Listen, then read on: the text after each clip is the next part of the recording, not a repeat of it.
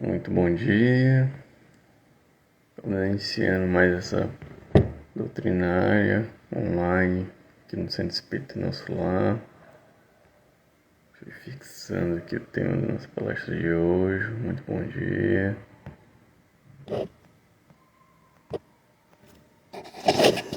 Fixar aqui. Prontinho.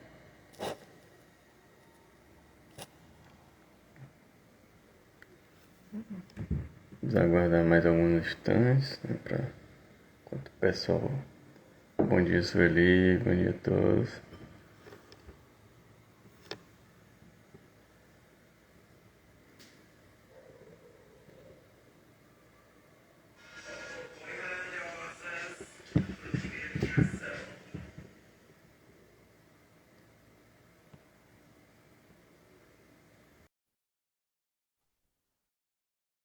Se conectar aqui com a nossa amiga Janaína, que vai fazer suporte aqui com a interpretação de livros da palestra.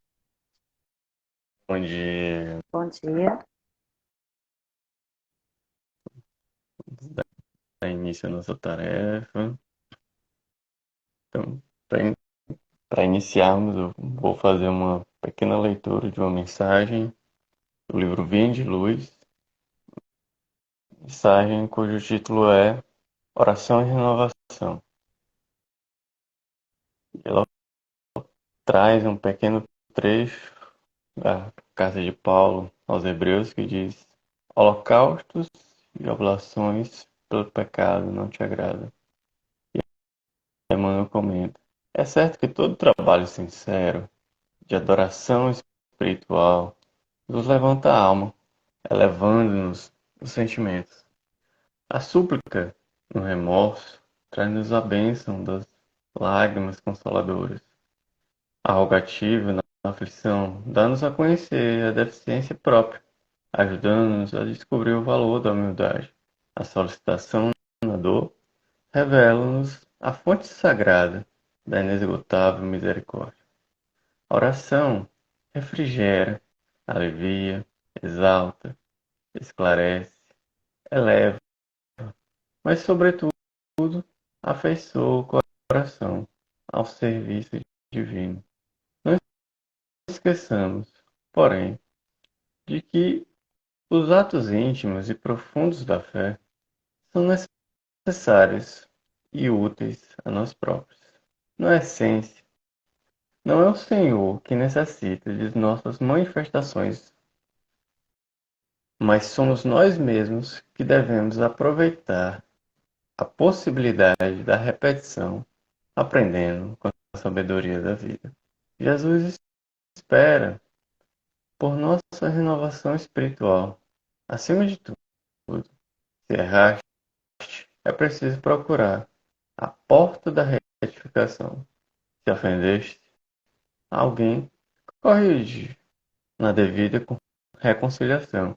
Se te desviaste da senda reta, volta ao caminho direito. Se te perturbar, harmoniza-te de novo.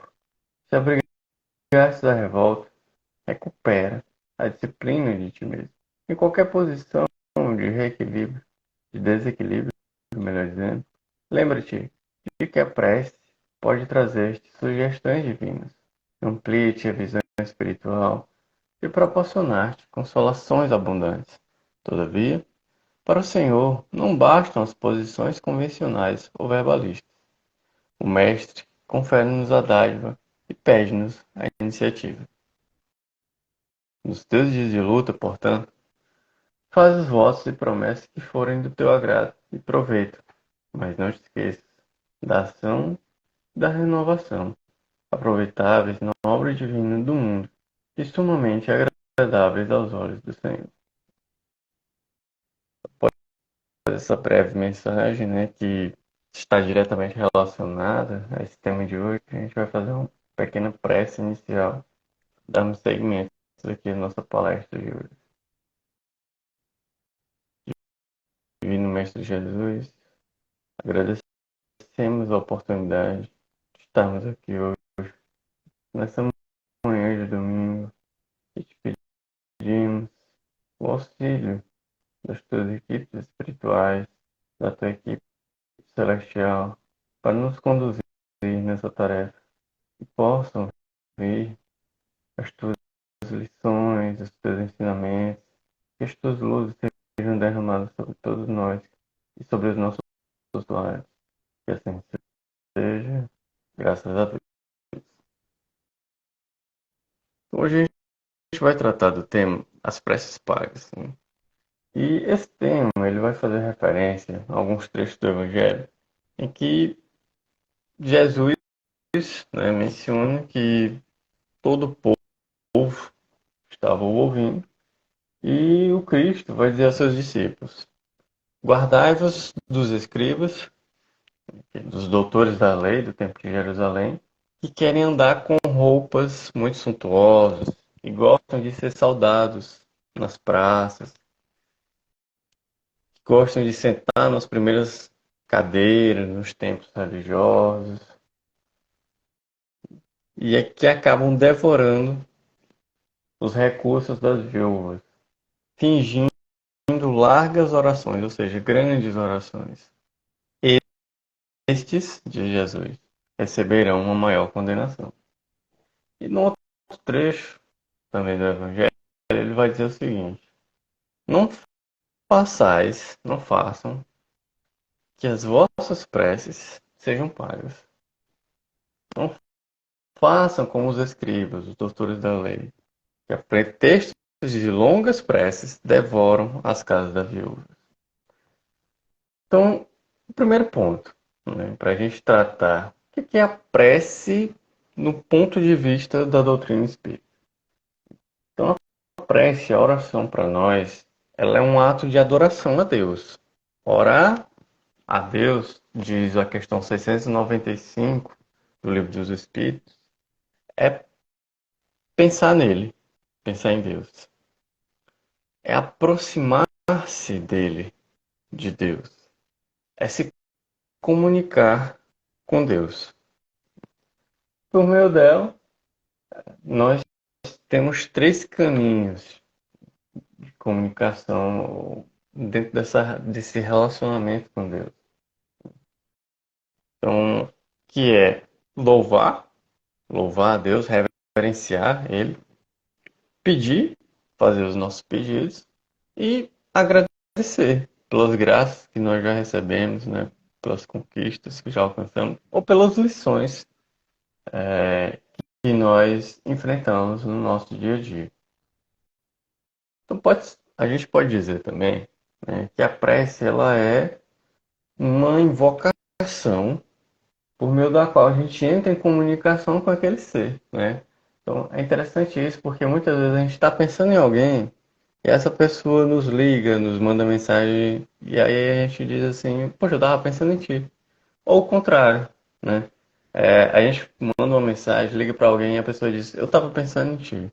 Então o pensamento ele é um meio de comunicação. A gente acaba dando pouca importância ao que a gente gera por meio dos nossos pensamentos e é por meio dele que nós praticamos esse meio de comunicação que é a nossa oração. E a gente acaba plasmando por meio dele esse meio de comunicação com a divindade, com Deus. Então, dessa forma, dentro desse trecho do Evangelho que nós temos aqui hoje, nós temos dois pontos. O primeiro é qual o efeito dessas preces pagas, né? Elas têm realmente alguma eficácia? E segundo, um outro ponto que Jesus destaca aqui é com relação a essas pessoas que recebem para fazer essas preces. Então,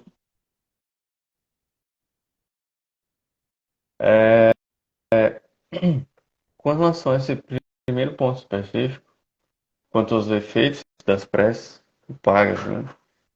A gente precisa destacar que não faz sentido recorrer a essas preces pagas, porque a prece é nosso canal de comunicação com Deus.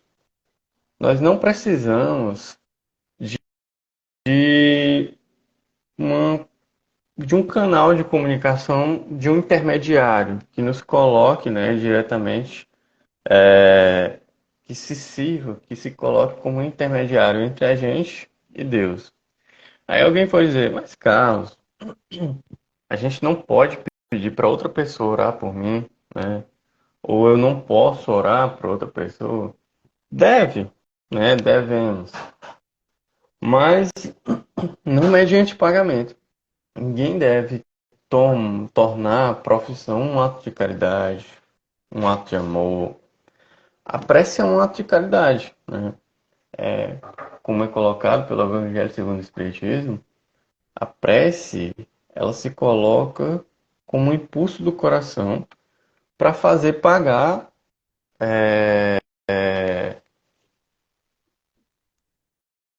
melhor dizendo, já que ela se coloca assim como um ato de caridade, né, como um impulso do coração, a gente fazer pagar alguém para que outra pessoa dirija essas rogativas a Deus é transformarmos essas pessoas em intermediários assalariados, o que não faz o menor sentido dentro dessa lógica, de todos esses ensinamentos que a doutrina nos traz com relação a essa necessidade de buscarmos nos conectarmos com Deus, de buscarmos nos colocarmos diante dele e nos relacionarmos com ele.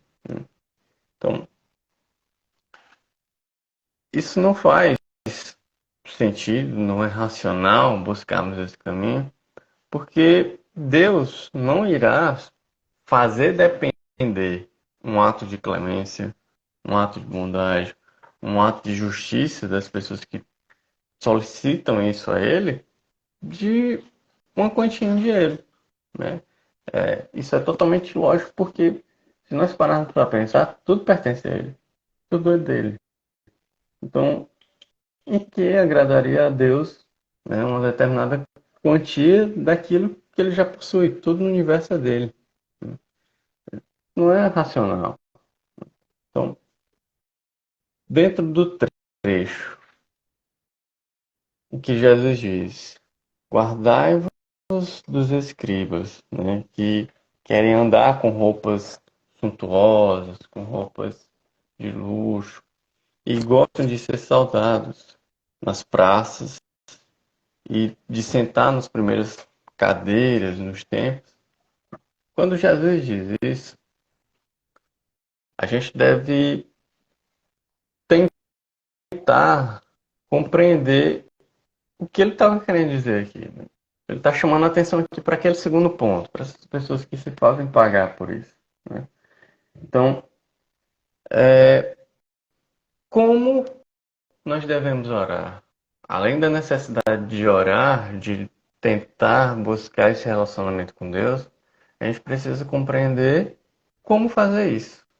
Então, repetir palavras, né, várias vezes, no momento em que muitos dos nossos pensamentos às vezes estão distantes, mas a gente está ali repetindo apenas com os lábios, né, aquela prece, isso não é uma boa forma de oração, porque, em verdade, como nós colocamos, a prece para a doutrina do Espírito ser esse impulso do coração, ela precisa ter sentimento. Para ela ter sentimento, você tem que estar diretamente envolvido com aquilo que você está falando. A gente deve sim buscar orar incessantemente, e como o André Luiz coloca lá no livro dos Mensageiros, tentar fazer isso constantemente para que em algum momento a oração ela se torne uma coisa tão automática como a respiração para nós. Então, para que um dia a gente possa falar como Cristo falou, né? Não percebeis que eu estou no Pai e o Pai está em mim, é porque ele estava em constante oração, em constante conexão com Deus. E a oração nos possibilita isso.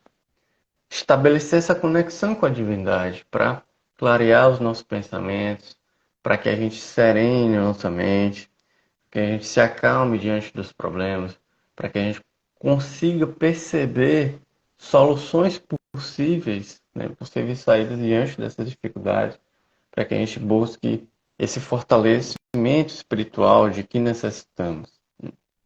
E Para isso, não existe a necessidade da gente se recolher sequer a um templo.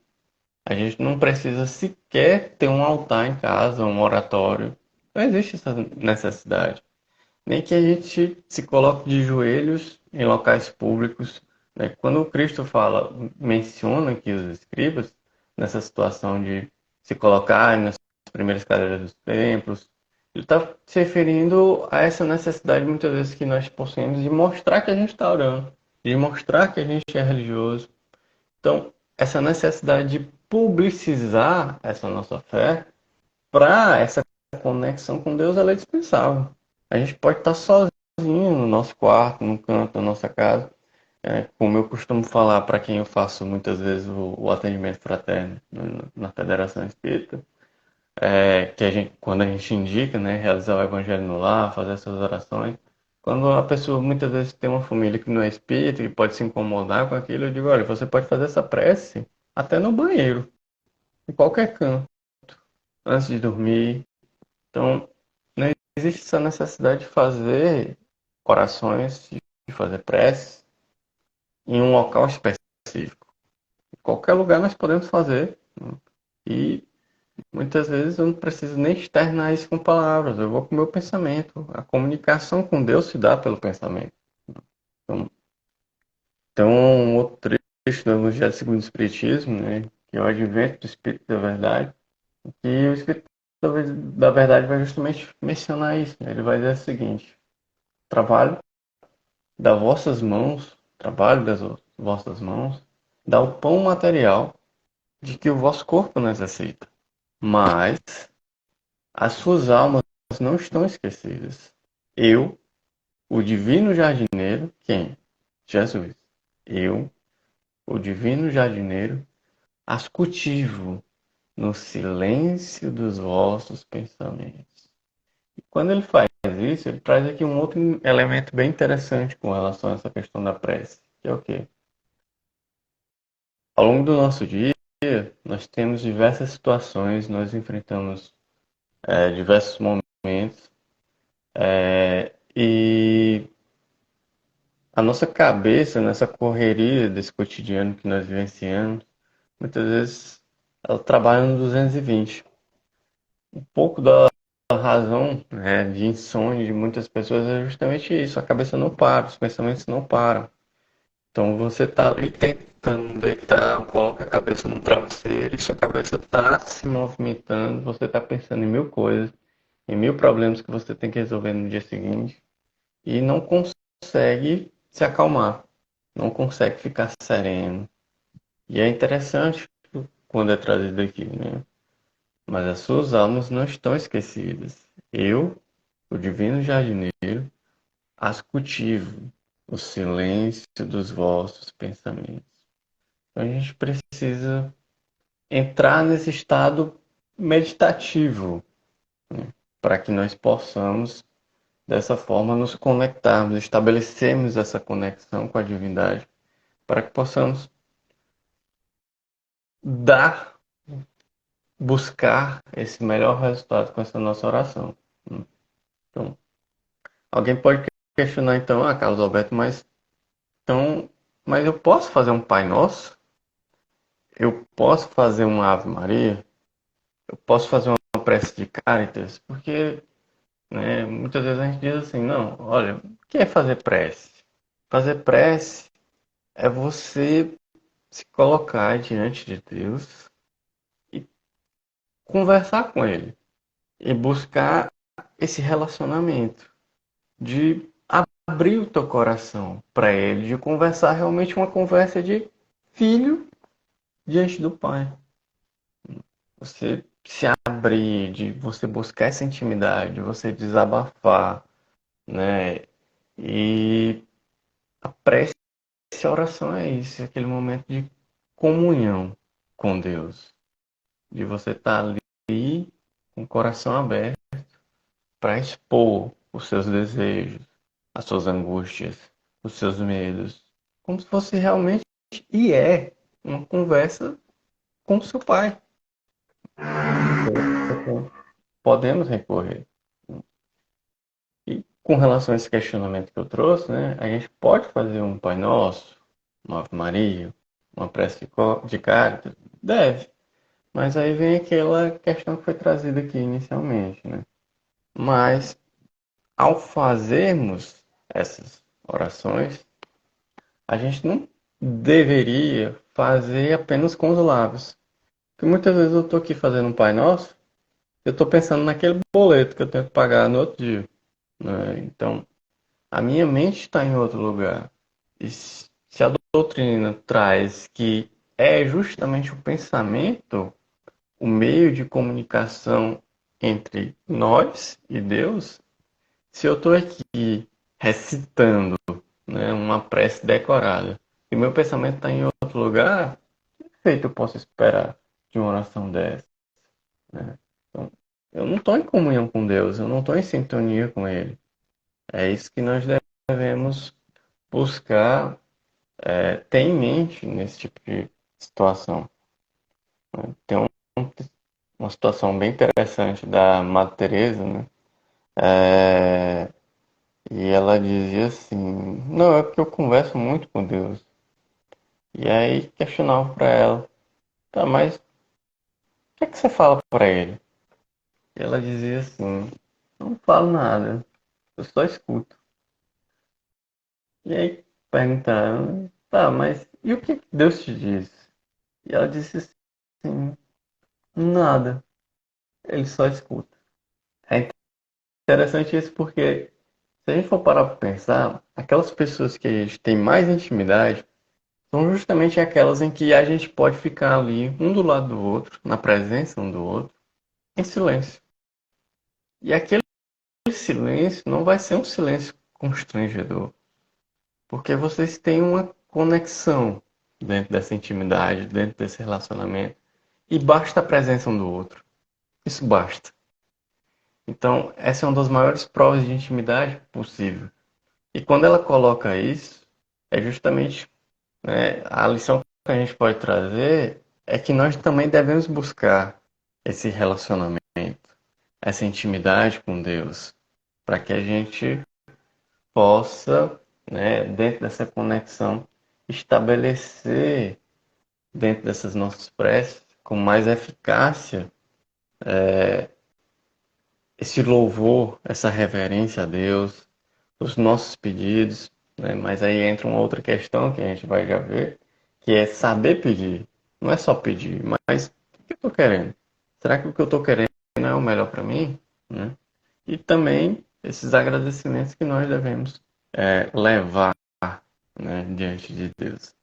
E dentro disso tem uma situação, um caso, né, no livro Nosso Lar, do Espírito André Luiz pela mediunidade do Chico, de uma senhora desencarnou.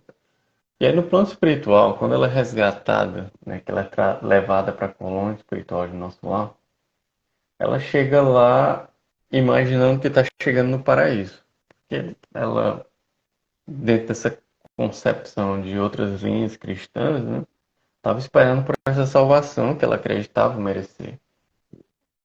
E aí ela dizia, né, para o André, quando chegou lá, que passou muito tempo num lugar horrível, que era um umbral, e possivelmente ela passou esse tempo todo lá porque os netos dela deveriam ter esquecido de pagar as missas pela alma dela. Então veja, justamente dentro disso que a gente está tentando trazer aqui, né, essa impressão de que eu pagando por uma missa pela minha alma vou receber a minha salvação. Então, teoricamente, não teria nada a ver com a minha conduta, com os meus pensamentos, com a minha transformação, mas sim com o pagamento. Eu paguei a missa, eu estou salvo, né? Então, quem tem autoridade na Terra para algo a esse nível? Ou em que isso agradaria a Deus? Algo que racionalmente falando não tem o menor sentido, né? E aí, com relação a essa questão de saber pedir, de verificarmos onde estamos colocando a nossa, a os nossos pedidos, os nossos desejos, a nossa felicidade, o que é que nós estamos pedindo nas nossas preces, né? Já que a gente atravessou o primeiro momento aqui, que é o quê? Qual foi a primeira mensagem dessa nossa fala de hoje? Racionalmente falando, não faz sentido eu buscar preces pagas, porque eu mesmo posso fazê-las. E se outra pessoa fizer por mim, ou eu fizer por outra pessoa, não faz sentido que se dê por pagamento. Ninguém aqui vai virar trabalhador da fé alheia. Ninguém aqui vai virar um intermediário com Deus, né? Isso de forma alguma agradaria a Deus. Então, ultrapassado isso, e já tendo trazido aqui qual a melhor forma de fazer essa oração, né, que é se colocar diante de Deus e abrir o coração para Ele, tentar buscar essa intimidade com Deus, essa conexão com Deus, a gente agora precisa compreender o que é que nós devemos pedir, como pedir, né? E aí no capítulo 7 também do livro Nosso Lar, o André Luiz ele vai questionar o Ulisses, que é quem está o auxiliando, se é possível lá na colônia espiritual receber visitas daqueles que já haviam desencarnado antes dele. Aí o Ulisses disse, claro, né? Você acha que está aqui sozinho? Você está aqui abandonado? Eu disse, não é porque eu já estou aqui há muito tempo, minha mãe veio antes, meu pai desencarnou antes, eu não vi ninguém ainda, né? Ele estava interessado em ver os pais. E aí o Ulisses diz a ele, olha, a sua mãe tem ajudado você dia e noite, até mesmo antes de você desencarnar. Ela tem sempre intercedido a teu favor. Hum. Talvez você não tenha percebido, diz Ulisses a ele, mas você passou 8 anos no umbral. E aí no dia que o André Luiz era médico, né? E aí ele diz, no dia que o médico vaidoso da terra deu lugar ao Filho de Deus, você orou com o coração. Olha a oração aqui. Você orou com o coração. Quando percebeu que o universo pertence ao Pai, o teu pranto, né, o teu choro era diferente. Então, o Senhor, Deus, não espera que a gente peça nada para nos amar. No entanto, é indispensável que a gente se coloque numa posição de receber. André Luiz ficou 8 anos no umbral até ele fazer uma oração. Então ali ele se colocou na posição de recepção dos benefícios e foi socorrido. Ele questionou, nem onde é que está minha mãe? Porque eu queria vê-la, né? Se for me permitido, eu queria vê-la. E aí ele disse, olha, ela não vive aqui em nosso lar, ela vive num plano superior ao nosso lar, está numa condição melhor do que a nossa. Mas ela virá, antes mesmo do que você pensa. Porque quando alguém deseja algo ardentemente, já se encontra caminho de realizar. Então André Luiz diz, pois então eu desejarei com todas as minhas forças. E aí ele lhes adverte. No entanto, não deve esquecer que a realização nobre de qualquer desejo exige 3 requisitos: desejar, saber desejar e merecer. Ou seja, vontade ativa, trabalho persistente e merecimento justo. Isso porque a gente precisa saber onde é que nós estamos colocando os nossos desejos, as nossas vontades, né? Então, o que eu ando desejando? São questões meramente materiais? É isso que eu tenho pedido a Deus? É um carro, uma casa? Ou eu tenho pedido fortalecimento espiritual para eu enfrentar os meus problemas, para eu seguir adiante, para eu buscar o que é melhor? Para mim e para aqueles que convivem comigo. A gente precisa pensar um pouco mais nessa visão espiritual e do o que é que nós viemos fazer aqui, né? A gente não está aqui a passeio, de férias, a gente está aqui para se melhorar como pessoas, para voltarmos ao plano espiritual melhor do que aqui entramos. É essa a missão de cada um de nós. Não tem prece sem resposta. Ela é essa comunhão entre a criatura e o Criador. E como foi trazido por Emmanuel na mensagem aqui inicial, não é Deus que necessita das nossas manifestações. Somos nós que necessitamos dessa busca por essa conexão, por essa comunhão com Ele, por essa intimidade com Ele. E é isso que nós devemos buscar, espiritualizar e santificar os nossos desejos. chegando aqui já próximo ao nosso tempo. Agradecer a todos pela caridade, de nos escutar, agradecer a Janaína aqui por fazer essa interpretação de Libras e convidar a todos agora para fazermos a nossa prece final. Busquemos nos concentrar. Pai de infinito amor, te agradecemos por essas bênçãos que recebemos nessa manhã, que o nosso dia seja iluminado, possamos buscar estar sempre em comunhão contigo, busquemos essa intimidade, esse relacionamento, para santificarmos a nossa caminhada e buscarmos seguir sempre pelo caminho do bem. Nos ilumina, nos intui e nos guia, Senhor, hoje e sempre. Que assim seja, graças a Deus. Bom, bom dia a todos, né? Um bom final de domingo, uma boa semana. Até a próxima. Tchau, Tchau, tchau. tchau. Tchau.